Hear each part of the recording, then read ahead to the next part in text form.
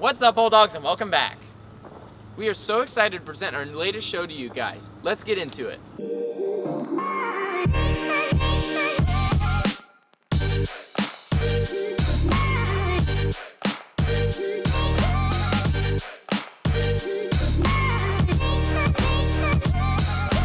Are you involved in these C4s? Jayla and Jaden report about the importance of C4. BNN sat down with C4 teachers to hear a little bit more about their classes. Hi, my name is Sarah Vandenbert and I teach early childhood education. Early childhood education is a great course for anyone that might be interested in teaching young children. We focus on how children grow and develop from the age of birth all the way through the age of 8. So if you've ever thought about being a nanny, a babysitter, a preschool teacher, or kindergarten teacher, first, second, third grade teacher, this would be a great course to explore. My name is Alex Whaley, and I am the instructor for all of the 3D animation classes. These classes are great if you're someone that has an interest in art and design, but you also have an interest in working with computers and technology, since most of the work we do is on the computer, but it's also a creative class. And if you're interested in any popular media like movies, TV shows, games, and you're interested in learning how they're made, this would be a good class for you. My name is Darren Johnson, and I teach classes in architecture and interior design. Students should take these classes if they're interested in careers in architecture, interior design, civil engineering, construction management, or any of the design fields. This has been Jayla and Jaden reporting for BNN.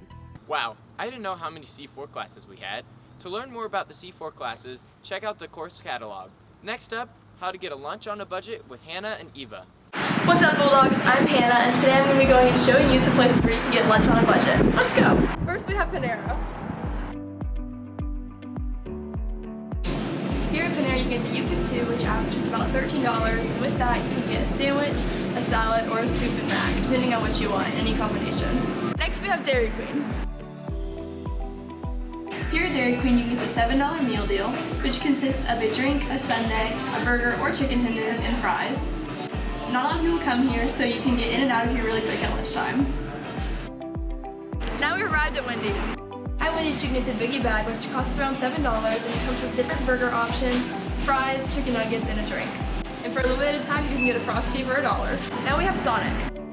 Here you can get a combo meal which has a burger, a drink, and fries, and it goes for about $10. You can order and get served right in your car. Now we're at Hotbox Pizza. At Hotbox for $7, you get to pick two, a slice of pizza, a salad, or breadsticks. And here we are at Swanzig's. At Swanzig's, they have the lunch special, which is under $7, and you can get a big slice of pizza and breadsticks, and a drink, or a salad. This spot is pretty busy during lunch, but it's doable if you really want it. Now, of course, McDonald's.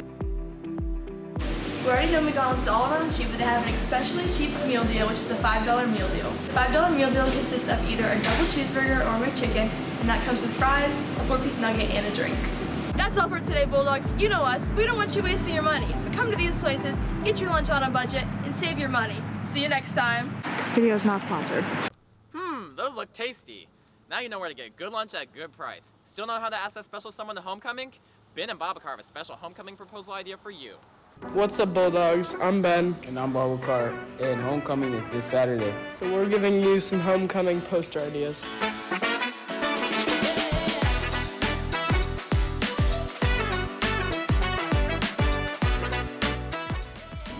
We have a homecoming poster idea about food because everyone loves food. This year's homecoming theme is Harry Potter. We also have a Harry Potter homecoming poster idea for you.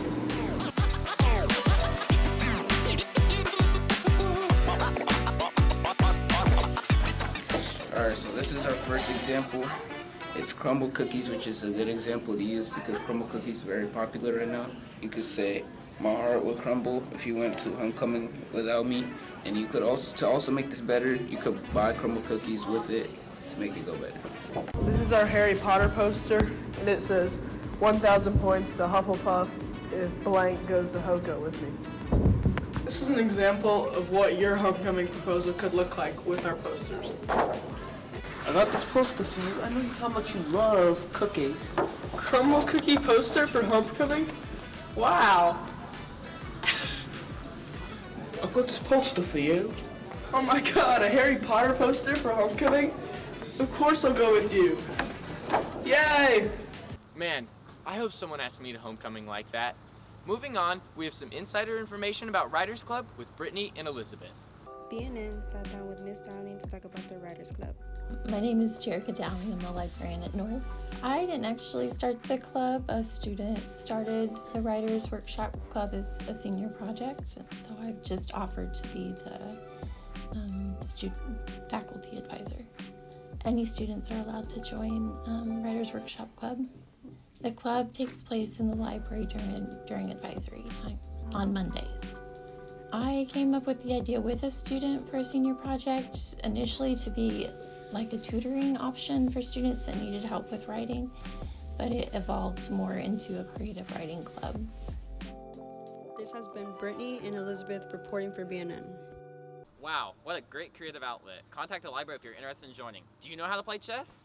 Ben Pessoa and Evan Benzie report about Cole Stevens' senior project on chess. BNN spoke with senior Cole Stevens to discuss his senior project. My name is Cole Stevens, and my senior project is teaching kids over at the I Care over at Parkside how to play chess. I think it's a fun game, and I think kids would really like it to fill up some of their time. It builds up your brain. There's been some research into this, and it turns out that learning how to play chess or knowing how to play chess decreases your likelihood or the severity of getting dementia, which is obviously very good for health in general, but also just chess is a fun way for people to hang out and have fun. They learn best by doing and seeing, so I feel like the best way to do it would just be to play games with them or to kind of have themselves play games with each other.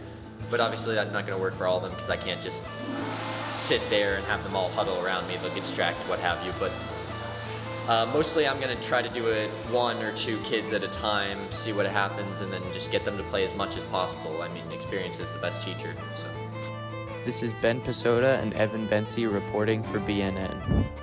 Man, now I know who not to challenge in chess. Great senior project. Moving on, we have the inside scoop on volleyball with Joey and Apollo. BNN discussed the volleyball season with freshman Addie Dean. My name is Addison Dean and I'm a freshman. I decided to join volleyball because I've been playing for my whole life basically, and I wanted to be a part of a sport, to meet friends. In volleyball, I have learned how to communicate better, and I have improved on my skills and my knowledge of volleyball. I work together with my teammates by talking, and playing together allows us to create a bond. Volleyball has allowed me to be more communicative and to have better understanding of how others feel, and also has improved my understanding of others. We are preparing for games by practicing together and overcoming our differences and putting it all on the court. And for skills, I want to improve on just the overall game and getting better at each individual skill. My favorite thing about volleyball is our teamwork and getting to know people better and making new friends and having people to be with. This is Paul Ullman. This is Joey Shrapport. Reporting for BNN. Sounds like they are set for their next game. Be on the lookout for when they play next. Do you have your flowers for homecoming yet? Amelia and JC found out how to make homemade ones to use for a cheap price. Hey guys, welcome to today's video. Today you're joined with Amelia Corney and JC Hardesty, and today we're going to make homemade corsages for homecoming. DIY and on a budget. This is the stuff we will be using today. We'll be using fake flowers, glue, some ribbon, and some washi tape as long as some scissors. Okay, so next what you're going to want to do is just grab some of your ribbon and kind of measure it around your wrist, but keeping in mind that you're going to need to tie it, so leave a little bit of dangle room at the ends of it, and then you're just going to want to slip it off your wrist and kind of cut where you measured. And then you're all done with this piece, so you can just lay it out and save it for later. Okay, now you're just going to want to set that ribbon aside, and we'll come back to it later, and you're going to want to grab your flowers. They can be real or fake, really whatever you want. And you're going to want to cut them kind of close to the top to where you can easily like stick them to the corsage. And so you're just want to like keep doing that to all of them until you get like a decent amount of pieces. Once you got your pieces cut out, you want to take your pieces and put them on the ribbon to make in any pattern that you want to make your corsage. You're going to take your small pieces that you cut up, with some glue, and you're gonna glue them onto your ribbon, and make sure that you're leaving a little bit, about this much on your end, so that you can tie your ribbon so that Okay, once you're done, you're gonna wanna let your finished product just dry overnight so that you don't have any flowers falling off or glue getting on your hand. But then once it's dry, it's perfectly ready to use. The pros of using not real flowers are these can literally last forever, and you don't have to do them a certain date ahead of time before homecoming. this is such an affordable way to make corsages with your friends and DIY for homecoming. This is Amelia Corney and JC Hardesty, recording for BNN. Thanks, guys. Hopefully I'll be able to make my own homemade corsage for homecoming Saturday, September 28th. Next up, Jaden and Kobe for more on driving safety. This is Jaden. And this is Kobe, reporting for BNN. And today we're going to be interviewing students and teachers about driving safety.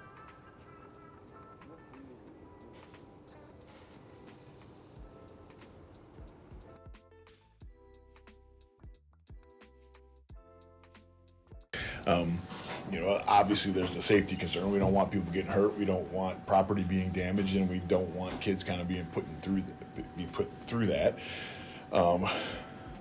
There's money involved. There's insurance consequences. There's obviously consequences from home if that happens, and we certainly don't want to deal with the consequences of someone getting hurt. So yeah, we think it's very important that you drive safely. Obviously, I know we talked about that a little bit. We can't really answer the who question just because of the confidentiality reasons, the insurance legality reasons, so on and so forth. I know where I've been in several accidents. They haven't necessarily been in the parking lot. And typically they happen at intersections. And again, when it comes to student accidents, not that I'm giving you a specific situation, but they'll happen when kids pull out of parking lots, when kids are pulling into parking spaces, when kids are pulling out at stop signs. That's typical of adults that have accidents as well. So it's no different for some of our kids when they have accidents. They're generally pretty low impact based upon pulling into parking spaces, backing out of parking spaces, pulling out of stop signs from places where they were at a stop. Okay. Every kid's kind of different. Every kid kind of has their own feelings. Obviously, you're scared. Obviously, you're worried about whether or not the other person is injured in the accident, so you want to make sure everybody's safe and everybody's okay. Obviously, you're thinking about what are the financial repercussions of this whole situation. Somebody just banged into my Jeep, and now I got to replace the fender. That doesn't make me real happy. So who's going to be responsible for the damages, so on and so forth. Exchanging insurance information, exchanging names, making sure that everybody's got the correct documentation and information they need. With students, especially, it tends to change when they just get better at driving.